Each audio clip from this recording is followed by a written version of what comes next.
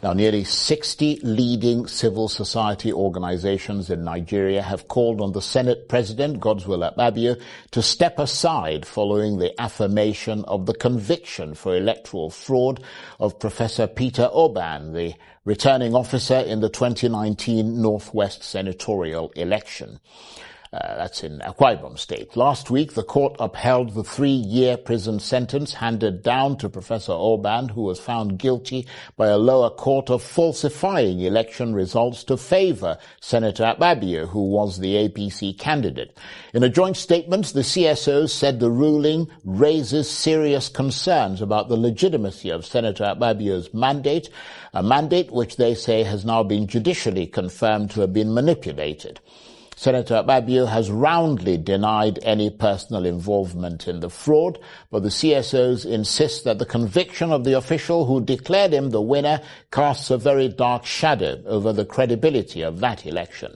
So do they have a point when they demand that for the sake of public confidence, Senator Akpabio must vacate his position until the matter is conclusively addressed?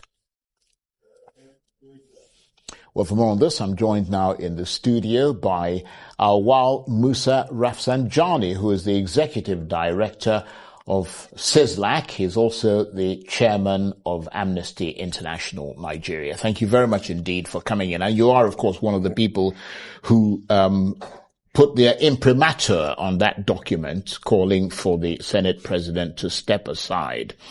But the question that you raise is, and that's a very important question, having been a confirmed beneficiary of the electoral fraud in the 2019 to the 9th Senate, did Senator Akpabio have the legal or moral standing to contest for a seat in the 10th Assembly, talk less of serving as the President of the Senate, even if he didn't win in that 2019 bit?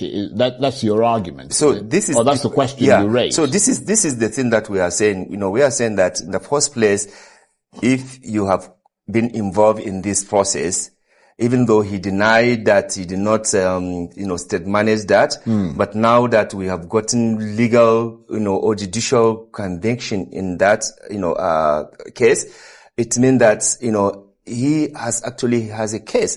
And for him to preserve the sanctity, the dignity of even that, position as Senate President, he is like number 3 in the country. And if your election is having this serious, integrity deficit, then definitely you need to make that sacrifice to show example that you are not desperate and you are not out there at all costs to stay in that position unless it is a personal interest. If it is for the public interest, there's no argument, there's no worry. You can simply step aside and even apologize to the nation, because there's no way the probe will go to jail and then you are sitting, enjoying